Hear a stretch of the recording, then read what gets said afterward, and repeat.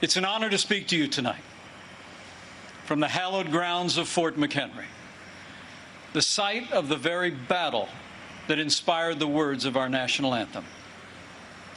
Those words have inspired this land of heroes in every generation since. It was on this site 206 years ago when our young republic heroically withstood a ferocious naval bombardment from the most powerful empire on earth. They came to crush our revolution, to divide our nation, and to end the American experiment. The heroes who held this fort took their stand for life, liberty, freedom, and the American flag. And those ideals have defined our nation. But they were hardly ever mentioned at last week's Democratic National Convention. Instead, Democrats spent 4 days attacking America. Joe Biden said that we were living through a season of darkness. But as President Trump said, where Joe Biden sees American darkness, we see American greatness.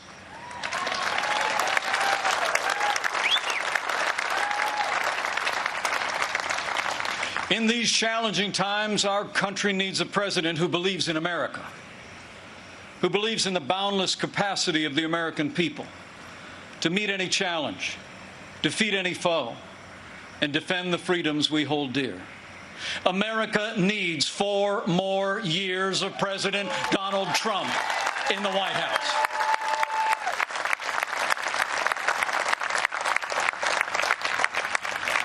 Before I go further, allow me to say a word to the families and communities in the path of Hurricane Laura. Our prayers are with you tonight, and our administration is working closely with authorities in the states that will be impacted. FEMA has mobilized resources and supplies for those in harm's way. This is a serious storm, and we urge all those in the affected areas to heed state and local authorities. Stay safe, and know that we'll be with you every step of the way to support, rescue, respond, and recover in the days and weeks ahead. That's what Americans do.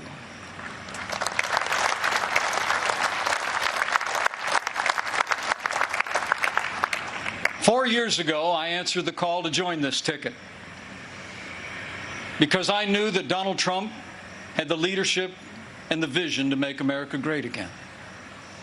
And for the last 4 years, I've watched this president endure unrelenting attacks, but get up every day and fight to keep the promises that he made to the American people. So with gratitude for the confidence President Donald Trump has placed in me, the support of our Republican Party, and the grace of God, I humbly accept your nomination to run and serve as Vice President of the United States.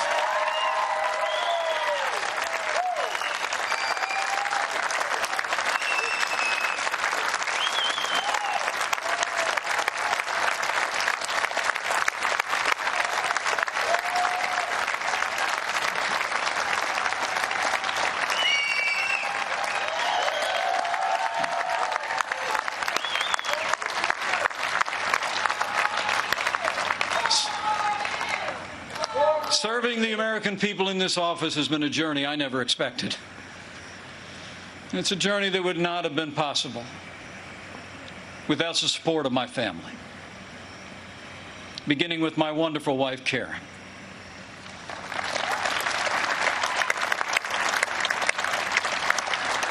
She's a lifelong school teacher, an incredible mother to our 3 children.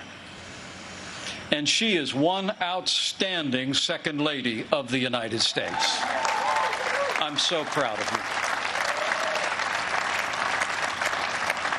you. And we couldn't be more proud of our 3 children. Marine Corps Captain Michael J. Pence and his wife, Sarah.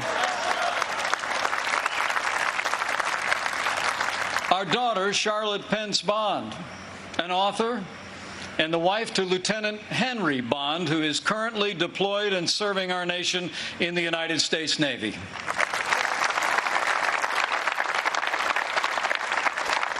And our youngest, a recent law school grad, our daughter Audrey, and her fiancé, who, like so many other Americans, had to delay their wedding this summer. But we can't wait for Dan to be a part of our family.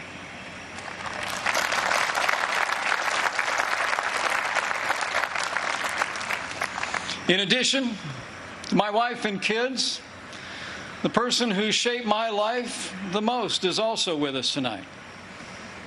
My mom, Nancy.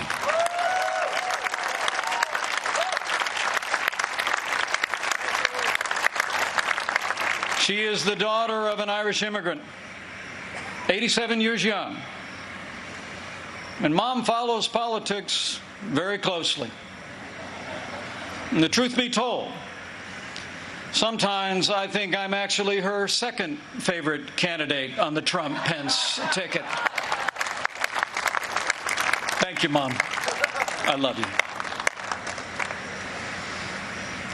Over the past 4 years, I've had the privilege to work closely with our president. I've seen him when the cameras are off. Americans see President Trump in lots of different ways. But there's no doubt how President Trump sees America. He sees America for what it is. A nation that has done more good in this world than any other. A nation that deserves far more gratitude than grievance. And if you want a president who falls silent when our heritage is demeaned or insulted, he's not your man.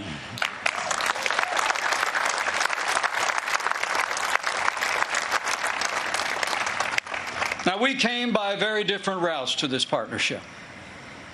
And some people think we're a little bit different. But you know, I've learned a few things watching him. Watching him deal with all that we've been through over the past 4 years. He does things in his own way, on his own terms. Not much gets past him. And when he has an opinion, he's liable to share it. He's certainly kept things interesting. But more importantly, President Donald Trump has kept his word to the American people.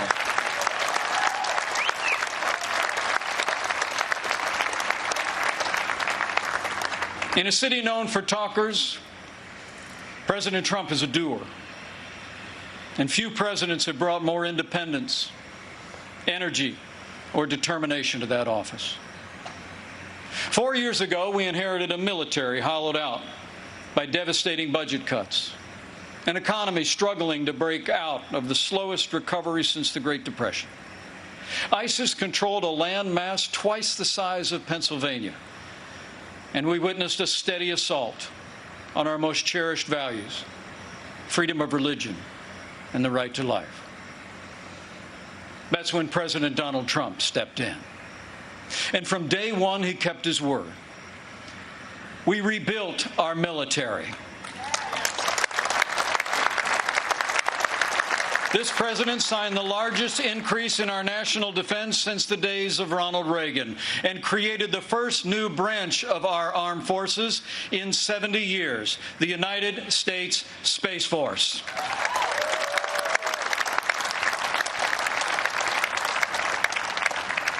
And with that renewed energy, we also returned American astronauts to space on an American rocket for the first time in nearly 10 years.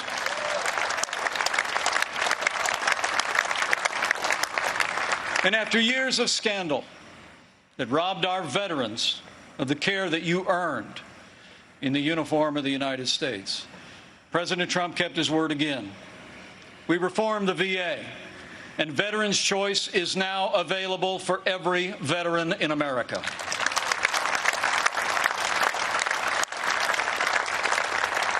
Our armed forces and our veterans fill this land of heroes. And many join us tonight in this historic fort. Tonight we have among us 4 recipients of the Medal of Honor.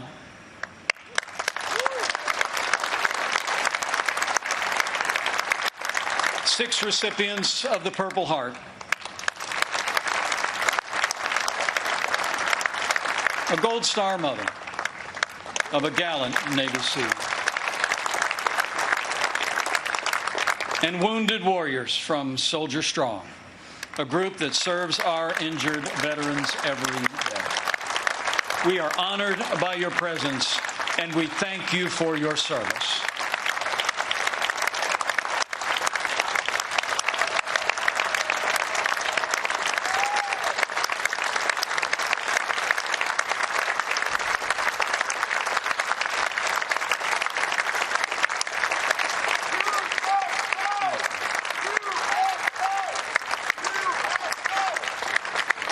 With heroes just like these, we defend this nation every day.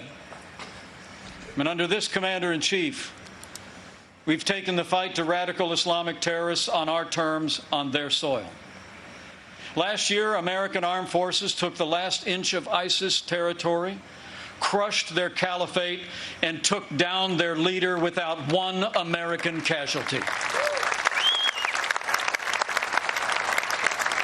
And I was there when President Trump gave the order to take out the world's most dangerous terrorist. Iran's top general will never harm another American because Qasem Soleimani is gone.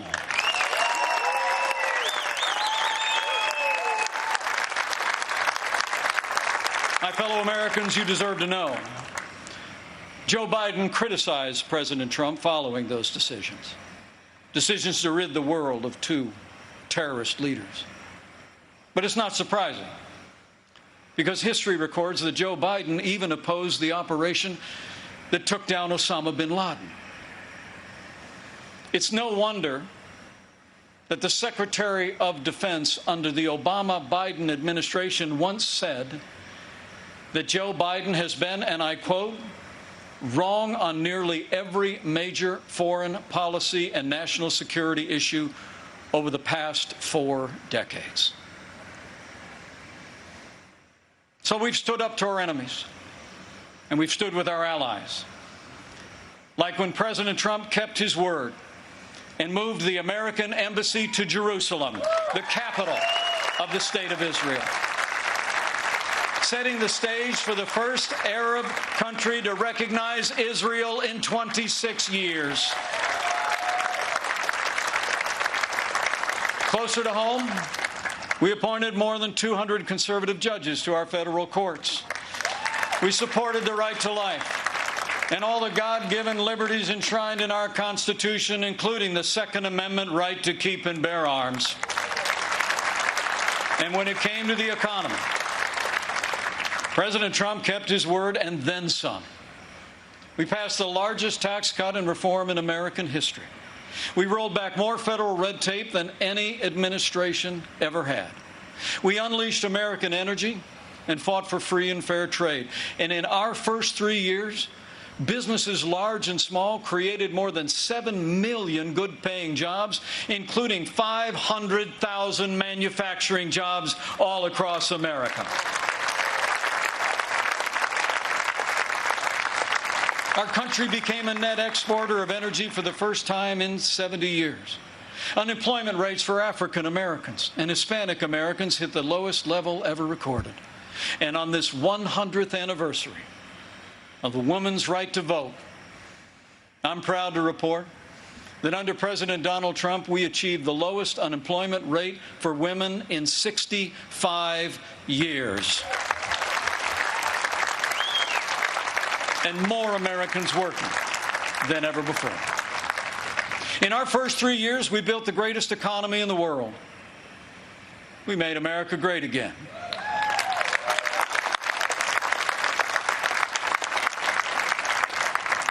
And then the coronavirus struck from China. Before the first case of the coronavirus spread within the United States, the president took unprecedented action and suspended all travel from China, the second largest economy in the world. Now, that action saved untold American lives. And I can tell you firsthand, it bought us invaluable time to launch the greatest national mobilization since World War II. President Trump marshaled the full resources of our federal government from the outset. He directed us to forge a seamless partnership with governors across America in both political parties. We partnered with private industry to reinvent testing and produce supplies that were distributed to hospitals around the land. Today, we're conducting more than 800,000 tests a day, and we have coordinated the delivery of billions of pieces of personal protective equipment for our amazing doctors, nurses, and healthcare workers.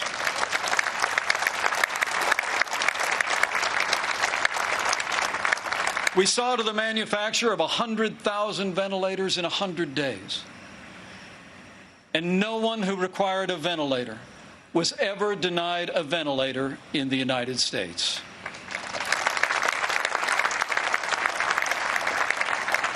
We built hospitals, surged military medical personnel, and enacted an economic rescue package that saved 50 million American jobs.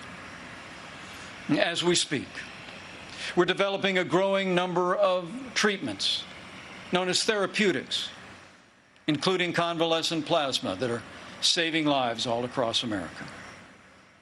Now, last week, Joe Biden said that no miracle is coming. Well, what Joe doesn't seem to understand is that America is a nation of miracles. And I'm proud to report that we're on track to have the world's first safe, effective coronavirus vaccine by the end of this year.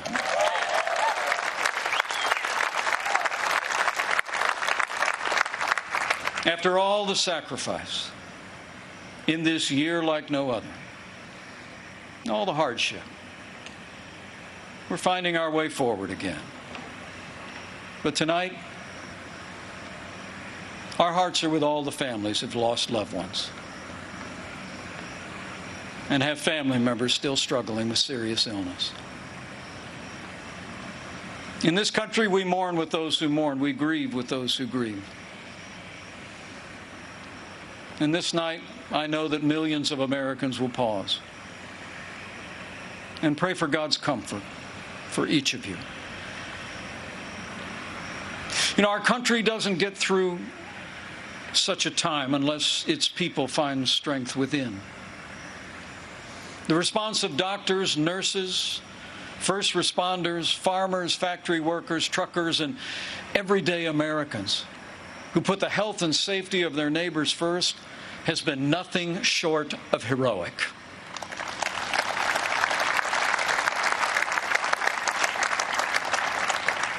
Veronica Sayez put on her scrubs every day in and day out, went to work in one of New York City's busiest hospitals. She stayed on the job, put in the long hours until it was done, and then got back in her neighborhood and helped neighbors and friends struggling. Her brother William is a New York City firefighter. And they're both emblematic of heroes all across this country. They're with us tonight. And I say to them and to all of you, you have earned the admiration of the American people, and we will always be grateful for your service and care.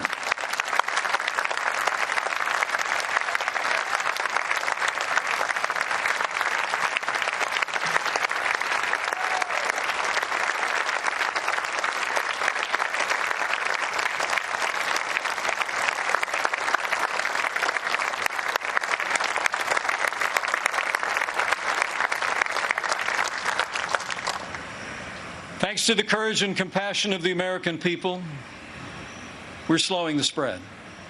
We're protecting the vulnerable. And we're saving lives. And we're opening up America again. Because of the strong foundation that President Trump poured in our first 3 years, we've already gained back 9.3 million jobs in the last 3 months alone.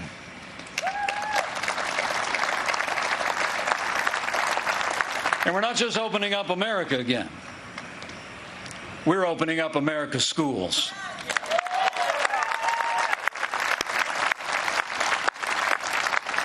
And I'm proud to report that my wife, Karen, that school teacher I've been married to, will be returning to her classroom next week. And so to all of our heroic teachers and faculty and staff, thank you for being there for our kids. We're going to stay with you every step of the way.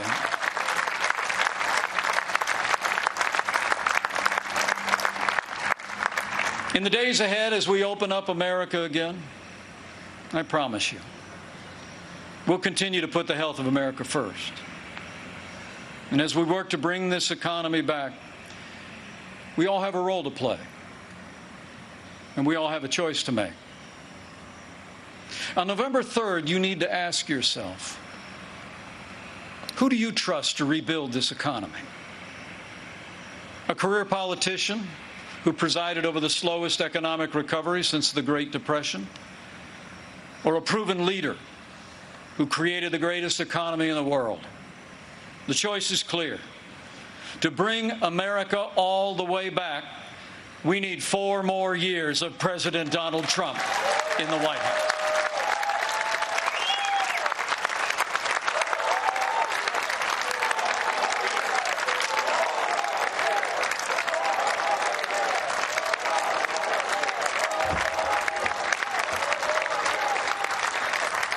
My fellow Americans, we're passing through a time of testing. But in the midst of this global pandemic, just as our nation had begun to recover, we've seen violence and chaos in the streets of our major cities. President Trump and I will always support the right of Americans to peaceful protest. But rioting and looting is not peaceful protest. Tearing down statues is not free speech. And those who do so will be prosecuted to the fullest extent of the law.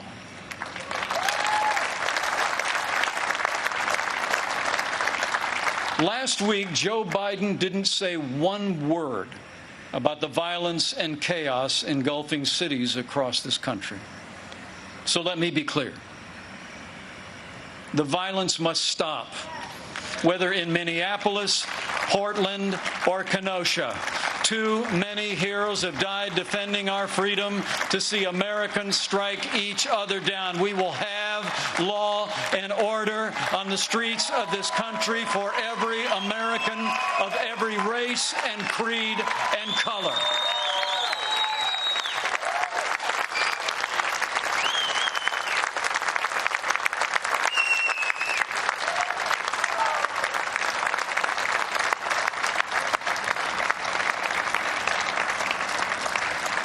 President Trump and I know that the men and women that put on the uniform of law enforcement are the best of us. Every day, when they walk out that door, they consider our lives more important than their own. People like Dave Patrick Underwood, an officer in the Department of Homeland Security's Federal Protective Service, who was shot and killed during the riots in Oakland, California. Dave's heroism is emblematic of the heroes that serve in blue every day. And we're privileged tonight to be joined by his sister, Angela. Angela, we say to you, we grieve with your family. And America will never forget or fail to honor Officer Dave Patrick Underwood.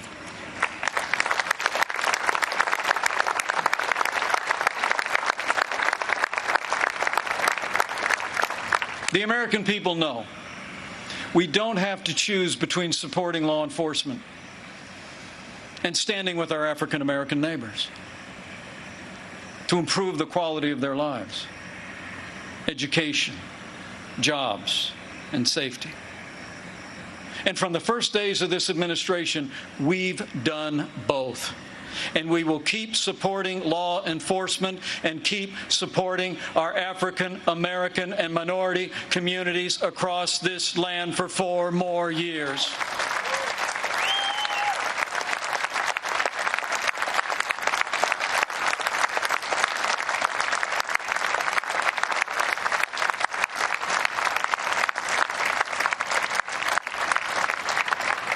Now, Joe Biden says that America is systemically racist and that law enforcement in America has, and I quote, an implicit bias against minorities. When asked whether he'd support cutting funding to law enforcement, Joe Biden replied, yes, absolutely. Joe Biden would double down on the very policies that are leading to violence in America's cities. The hard truth is, you won't be safe in Joe Biden's America. And under President Trump, we will always stand with those who stand on the thin blue line, and we're not going to defund the police, not now, not ever.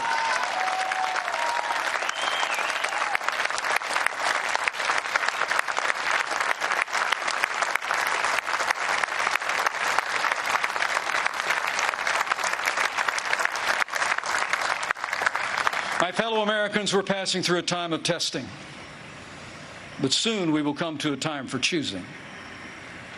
Joe Biden has referred to himself as a transition candidate, and many were asking, transition to what? But last week, Democrats didn't talk very much about their agenda. And if I were them, I wouldn't either. I mean, Bernie Sanders did tell his followers that Joe Biden would be the most liberal president in modern times. In fact, he said, and I quote, that many of the ideas he fought for, that just a few years ago were considered radical, are now mainstream in the Democratic Party. At the root of their agenda is the belief that America is driven by envy, not aspiration. That millions of Americans harbor ill will toward our neighbors instead of loving our neighbors as ourselves. The radical left believes that the federal government must be involved in every aspect of our lives to correct those American wrongs. They believe the federal government needs to dictate how Americans live, how we should work, how we should raise our children, and in the process deprive our people of freedom, prosperity, and security. Their agenda is based on government control. Our agenda is based on freedom.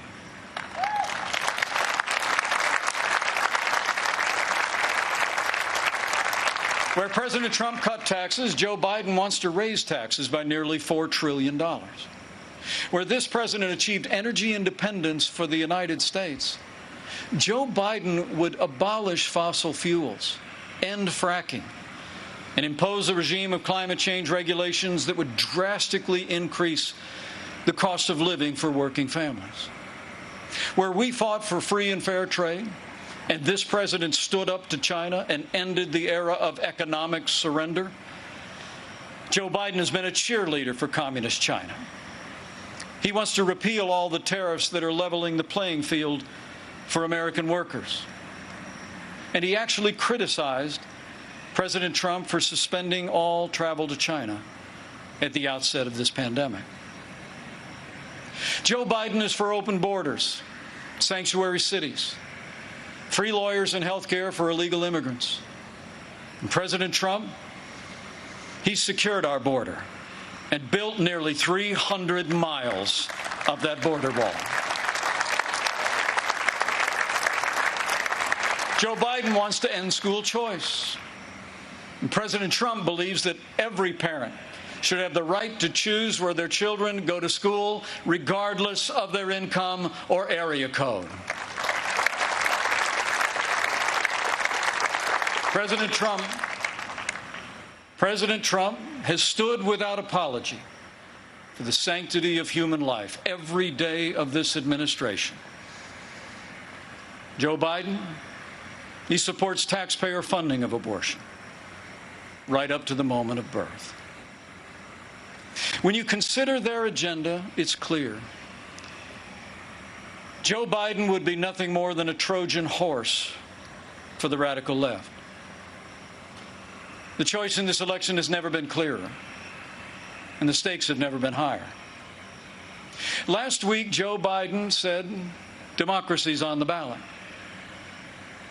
And the truth is, our economic recovery is on the ballot. Law and order are on the ballot. But so are things far more fundamental and foundational to our country. In this election, it's not so much whether America will be more conservative or more liberal, more Republican or more Democrat. The choice in this election is whether America remains America. It's whether we will leave to our children and our grandchildren a country grounded in our highest ideals of freedom, free markets, and the unalienable right to life and liberty, or whether we will leave them a country that's fundamentally transformed into something else. We stand at a crossroads, America. President Trump has set our nation on a path of freedom and opportunity. Joe Biden would set America on a path of socialism and decline. But we're not going to let it happen.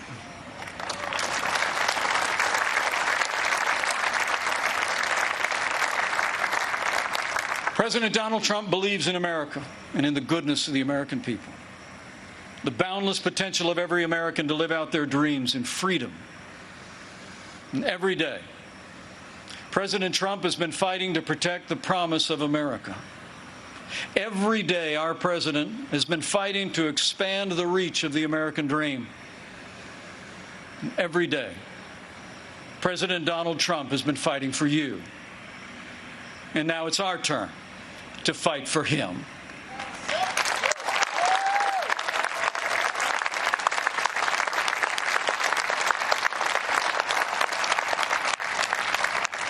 On this night, in the company of heroes, I'm deeply grateful. Deeply grateful for the privilege of serving as Vice President of this great nation and to have the opportunity to serve again. I pray to be worthy of it, and I will give that duty all that's in me. In the year 2020, the American people have had more than our share of challenges. But thankfully, we have a president with the toughness, energy, and resolve to see us through. Now, those traits actually run in our national character. As the invading force learned on approach to this fort in September of 1814, against fierce and sustained bombardment, our young country was defended by heroes, not so different from those who are with us tonight. The enemy was counting on them to quit, but they never did. Fort McHenry held, and when morning came, our flag was still here.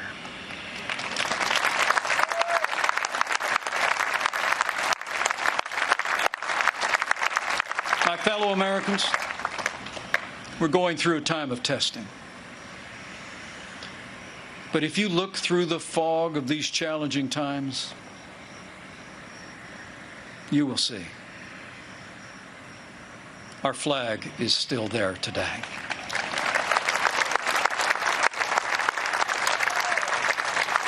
That star-spangled banner still waves over the land of the free and the home of the brave.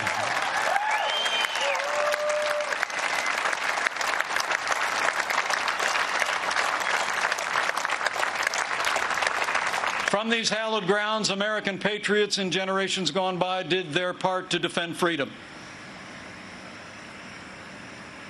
Now it's our turn. So let's run the race marked out for us. Let's fix our eyes on Old Glory and all she represents. Let's fix our eyes on this land of heroes and let their courage inspire. And let's fix our eyes on the author and perfecter of our faith and our freedom. And never forget that where the Spirit of the Lord is, there is freedom. That means freedom always wins.